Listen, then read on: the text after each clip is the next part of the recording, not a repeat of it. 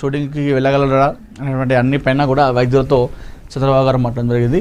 So బావ రావడంతో నేను ఆసుపత్రికి పరామర్శించడంతో చంద్రబాబు గారు నిల్చొని నవ్వుతూ ఆయనను పలకరించడం జరిగింది. సో ఆడ ఎమ్మెల్యే అదేవిధంగా అక్కడ సీఎంతో కాకుండా వాళ్ళిద్దరు బామర్దులు కాబట్టి ఆ రకంగా కాస్త నవ్వుకుంటూ మాట్లాడుకున్నారు. 21 ఏళ్లకే ఎమ్మెల్యే ఎంపీ కేంద్రానికి సీఎం రేవంత్ రెడ్డి కీలక ప్రతిపాదన. శాసనసభ లోక్సభ ఎన్నికల వయోపరిమితి 21 తగ్గించాలని రేవంత్ డిమాండ్. 21 ఏళ్లకే ఐఏఎస్ మేయర్లు అవుతున్నప్పుడు ఎమ్మెల్యేలు ఎందుకు కాకూడదని ప్రశ్న. ఆగస్టులో అసెంబ్లీలో తీర్మానం చేసి కేంద్రానికి పంపుతామన్న సీఎం. ఓకే, బాగానే ఉంది. అంటే ఇక్కడ ఐఏఎస్ మేయర్లు అవుతున్నప్పుడు ఇదెందుకు కావద్దు అన్నటువంటి ఆలోచన అయితే బాగుంది. కానీ 21 ఏళ్ళ వరకే వాళ్ళు అంటే రాజకీయం అంటే ఏంటి, ప్రజాసేవ అంటే ఏంటిది అని అని తెలుసుకునే విషయంలో మరి వాళ్ళు ఆ ఏజ్ సరిపోతుందా అనేది కూడా మనం చూసుకోవాలి. మరి అట్లాంటప్పుడు ఐఏఎస్ కూడా అవుతున్నారు 21 ఏళ్ళకి, మేయర్ కూడా అవుతున్నారు అన్నప్పుడు మరి ఇదెందుకు కావద్దని చెప్పేసి చెప్తా ఉన్నారు. 21 ఏళ్ళకే ఎమ్మెల్యే ఎంపీ చేస్తే బాగుంటుందని చెప్పేసి ఆయన చూద్దాం ఒకసారి. యువతను చట్టసభలోకి పెద్ద ఎత్తున తీసుకురావాలనే లక్ష్యంతో శాసనసభ లోక్సభ ఎన్నికల పోటీ చేసే కనీస వయో పరిమితిని 25 ఏళ్ల నుంచి 21 ఏళ్లకు తగ్గించాలని తెలంగాణ ముఖ్యమంత్రి రేవంత్ రెడ్డి కేంద్ర ప్రభుత్వాన్ని డిమాండ్ చేశారు. 21 ఏళ్లకే యువత సివిల్ సర్వెంట్లుగా మేయర్లుగా బాధ్యతలు చేపడుతున్నప్పుడు వారికి చట్టసభల్లో పోటీ చేసే అవకాశం ఎందుకు ఇవ్వకూడదని ఆయన ప్రశ్నించారు. ఆదివారం జాతీయ మీడియాతో ఆయన మాట్లాడుతూ పలు విషయాలు వెల్లడించారు. 21 ఏళ్లకే ఐఏఎస్ ఐపీఎస్ అధికారులుగా జిల్లా పంచాయతీ చైర్పర్సన్లుగా నియమిస్తున్నాం అన్నప్పుడు అసెంబ్లీ లోక్సభ ఎన్నికల్లో పోటీ ఎందుకు అనుమతించకూడదు? దేశ జనాభాలో దాదాపు 30% ఉన్న జెన్జీ తరం గొంతుగా చట్టసభలో వినిపించాలి. వారికి ఎమ్మెల్యేలుగా ఎంపీలుగా మంత్రులుగా పనిచేసే అవకాశాలు రావాలని ఆయన అభిప్రాయపడ్డారు. ఈ అంశంపై ఆగస్టు మొదటి వారంలో రాష్ట్ర శాసనసభ మండలి ప్రత్యేక సమావేశాలు ఏర్పాటు చేసి వయో పరిమితి తగ్గింపు కోరుతూ ఈ తీర్మానాన్ని ఆమోదించి కేంద్రానికి పంపిస్తామని చెప్పేసి సీఎం ప్రకటించారు. గతంలో రాజీవ్ గాంధీ ఓటు హక్కు వయసును 21 నుంచి 18 ఏళ్లకు తగ్గించారని, ఇప్పుడు ఎన్నికలు పోటీ చేసే వయసు తగ్గించాల్సిన సమయం ఆసనమైందని ఆయన గుర్తు చేశారు. అదేవిధంగా మెట్రో రైల్ మూసీ నది అభివృద్ధికి సహకరించాలని చెప్పేసి చెప్పడం జరిగింది. Regional ring road, metro rail, Musi నది అభివృద్ధి వంటి ప్రాజెక్టులపై తుది నిర్ణయాలు రావాల్సి ఉంటుందని సీఎం రేవంత్ రెడ్డి తెలిపారు. ప్రధాని మోడీ ఈ దేశానికి ప్రధాని. ఆయన గుజరాత్ను తెలంగాణ వేరువేరుగా చూడకూడదు. గుజరాత్ తరహాలోనే తెలంగాణ అభివృద్ధికి కేంద్రం సహకరించాలి. వికసిత భారత లక్ష్యంలో తెలంగాణ 10% వాటా అందించాలని చెప్పేసి కోరుకుంటున్నానని ఆయన పేర్కొన్నారు. అయితే 21 ఏళ్ళకి ఎమ్మెల్యేలు ఎంపీలు చేస్తే నిజంగా వాస్తవం కూడా ఈ పాత తరం మొత్తం పోతుంది. అన్ని పార్టీల్లో, దేశంలో ఉన్నటువంటి అన్ని పార్టీలో ఉన్న నాయకులు ఈ స్క్రాప్ మొత్తం కూడా పోతుంది. యువతకి ఇస్తే, చదువుకున్న వాళ్ళు యువతకు 21 ఏళ్ళకు వాళ్ళకి ఇచ్చినట్టయితే నిజంగా నా అడిగితే దేశం కాస్త ఈ అప్పులు కాకుండా అభివృద్ధి దిశగా మంచిగా వెళ్తానని నా అభిప్రాయం. మరి అది ఇస్తారా?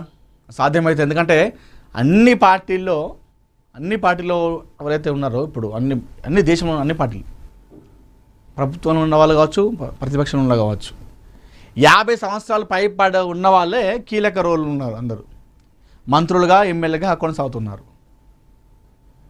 మరి కొత్త తరానికి నవతరానికి ఛాన్స్ ఇచ్చే అవకాశం ఉంటుందా?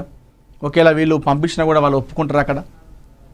ఒకవేళ వచ్చినప్పటికి కూడా ఇది ఒకవేళ అవును ఎస్ 25 నుంచి 21 ఏళ్ళ వాళ్ళకే ఎమ్మెల్యేగా పోటీ చేయొచ్చు అని చెప్పేసి అది ఒకవేళ వచ్చినప్పటికి కూడా దాన్ని పార్టీలు చేస్తాయా? ముందు తీసుకొచ్చి ఈ పెద్దలా కాకుండా 21 ఏళ్ళ వాళ్ళకే టికెట్ ఇస్తుందా అనేది కూడా మనం చూడాలి. అంటే మంచి ఆలోచన రేవంత్ రెడ్డి గారిది.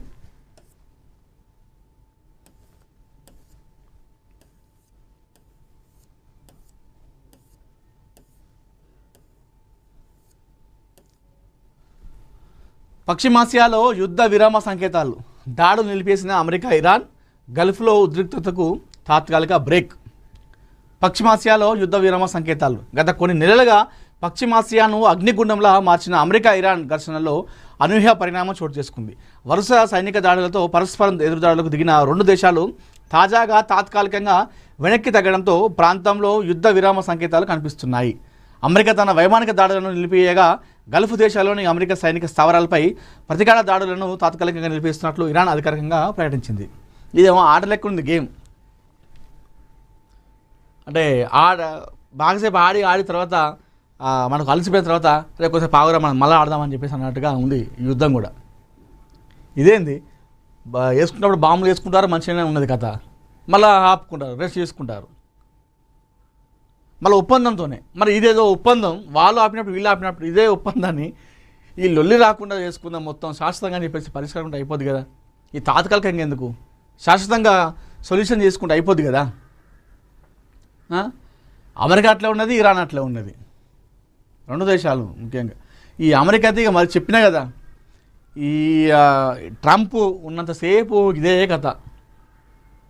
మీరు చూడండి, ట్రంప్ ఆయన ప్రెసిడెంట్గా ఉన్నప్పుడు ఉంటే అమెరికాకి, అప్పుడు ప్రపంచ దేశాలు ఏదో ఒకటి జరుగుతుంది. ఓన్లీ అమెరికాలో కాదు, ఇతర దేశాల్లో ఏదో ఒకటి పుల్లలు పెట్టుడు, ఈ పుల్లలు పెట్టుడు బాగా వస్తాయి అమెరికాలకి. అందులో ముఖ్యంగా ఈ ట్రంప్కి ఇంకెక్కువ వస్తాయి.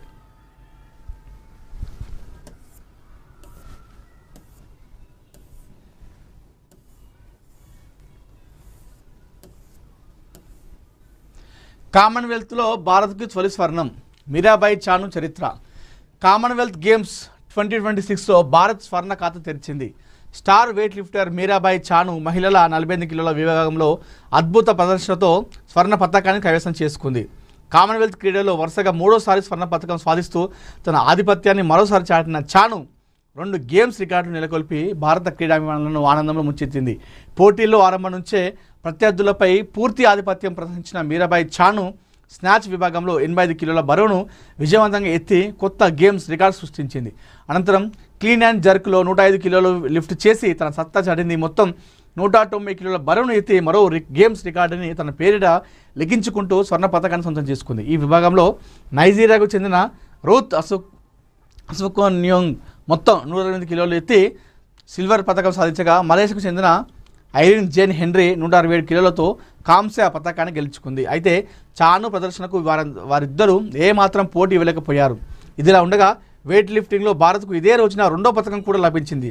అంతకుముందు పురుషుల 60 కిలోల విభాగంలో భారత వెయిట్ లిఫ్టర్ రిషికంఠ సింగ్ రజత పతకాన్ని కైవసం చేసుకున్నాడు. దీంతో కామన్వెల్త్ గేమ్స్లో భారత వెయిట్ లిఫ్టర్ల విజయ పరంపర కొనసాగుతుండగా రానున్న రోజుల్లో మరిన్ని పతకాలు సాధిస్తారనే ఆశలు క్రీడాభిమానులు వీళ్ళకున్నాయి. మీరాబాయి చాను మరొకసారి స్వర్ణ పతకం తీసుకొచ్చింది భారత్కి. సో కామన్వెల్త్ గేమ్స్ జరుగుతూ ఉన్నాయి. కామన్వెల్త్ గేమ్స్లో ఇది 3వ పతకం అనుకుంటే ఆమె గోల్డ్ మెడల్ తీసుకురావడము. అయితే ఈ కామన్వెల్త్ గేమ్స్ ఏదైతుందో 2026లో మొదటి గోల్డ్ మెడల్ ఎప్పటిలో స్టార్ట్ అయింది, కానీ గోల్డ్ రాలేదు.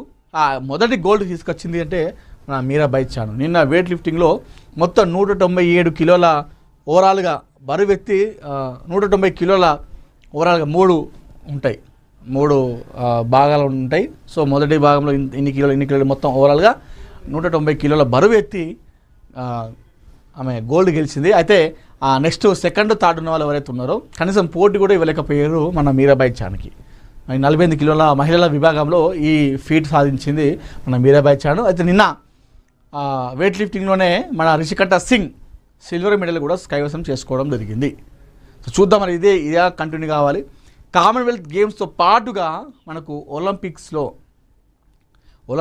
కూడా మనం ఈ తరహాలోనే మనం అన్నీ ఈ గోల్డ్ మెడళ్ళు, ఈ సిల్వర్ మెడళ్ళు, ఈ కాంస్య పథకాలు ఇవన్నీ కూడా సాధించాలి. ఎందుకంటే ఒలింపిక్స్లో మన దేశం యొక్క ర్యాంకు చూసుకుంటే జనాభాలో 130 కోట్లతో టాప్ 1లో మనమే ఉన్నాం.